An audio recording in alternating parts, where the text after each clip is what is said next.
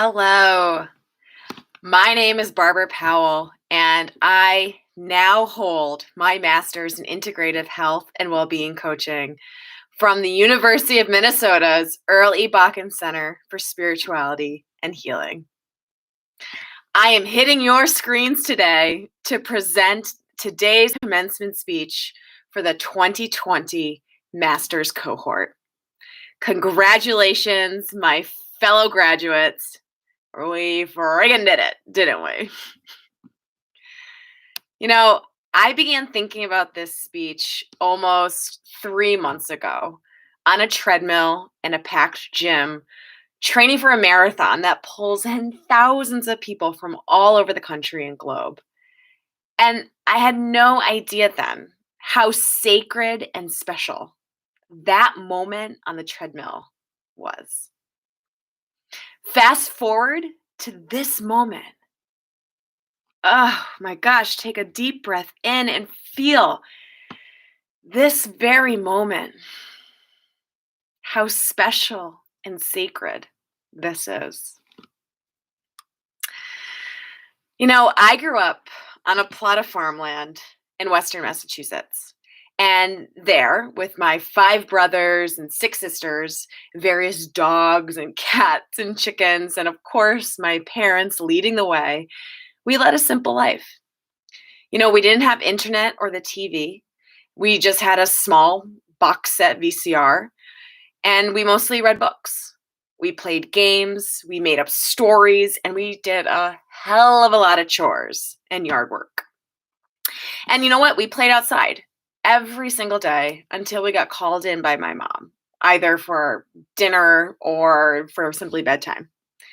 And it's much like the stay-at-home reality now. It was very simple back then. And I love that life brought me into a full circle of it being very simple now.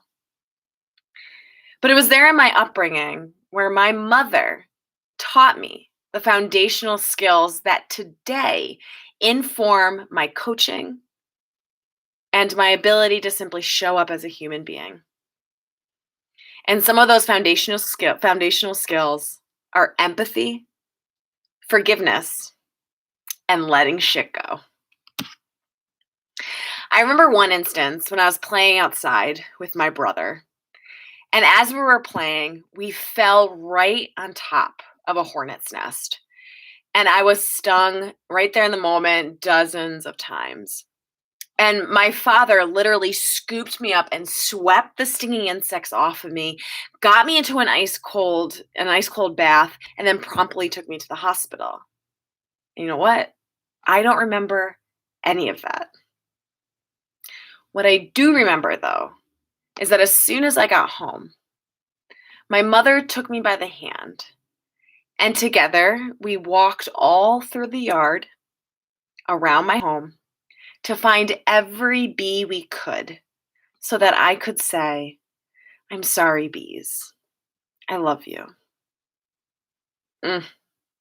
So my mother, the OG teacher in my life, she built the foundations for empathy within me that very day.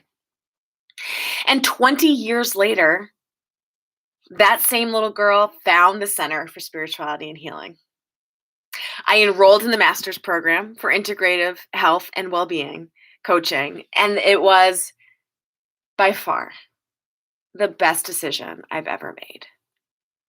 My life, my way of being, has completely transformed since that day, and I am forever grateful. I learned throughout my time at the center that my empathy was a superpower, that my emotions were teachers, that my thoughts were simply my ego, and that my presence alone was the healing for others.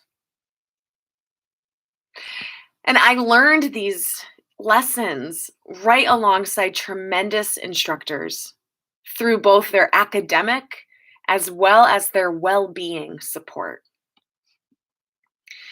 There was Teresa's kindness in my tear-drenched fishbowl coaching that very first semester, surrounded by peers that I had met just for the first time. And in that moment, not only did she listen to me fully and completely in a way that no one had done before in my life, she also reflected my strength of compassion back to me. And then there was Cindy and her pep talk when I failed, truthfully, yet another coaching assessment during practicum. And she gave me words of encouragement that I will never forget. And she gave me those words of encouragement by asking me to stand firm and notice what it felt like to stand firm in who I was and in that moment. And that single moment impacted how I was able to show up, not just in the academic realm, but in life. And then finally, Karen and her seated, nodding approval in my second to last exit interview, where she sat across from me with a smile on her face and said, "Barbara, you have professionally matured." Don't forget that, Karen. I recently had a conversation with my Irish twin, my brother, Joe, and he's a priest in New Hampshire. And so as a priest, he's done similar work as us coaches, creating safe and sacred space, really having active listening and reflecting, offering insight, and commonly through storytelling like we do as coaches.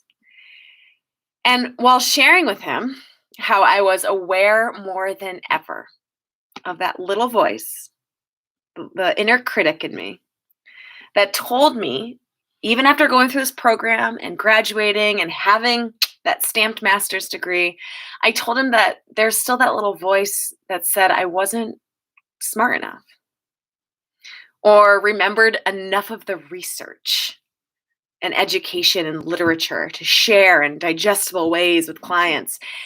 And he told me, "Barbara, being with another person in the way that you do is an art. We can read as much as we want.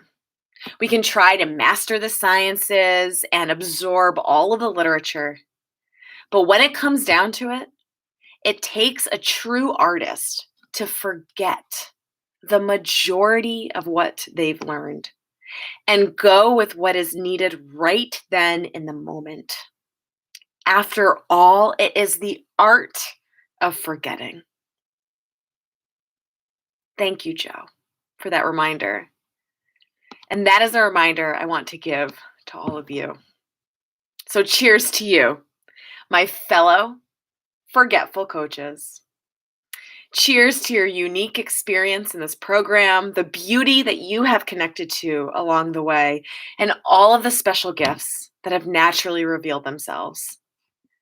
Continue to be so incredibly you in all of the messy artistry that creates a world perhaps a little brighter, healthier, happier, and more whole than ever before. The world needs us. The world needs you more than ever. And quite honestly, the world is only going to benefit from your delicious existence. So congratulations. I love you. I appreciate every single one of you. And I am so thrilled that the world gets to experience another batch of amazing health coaches. Be well. I love you.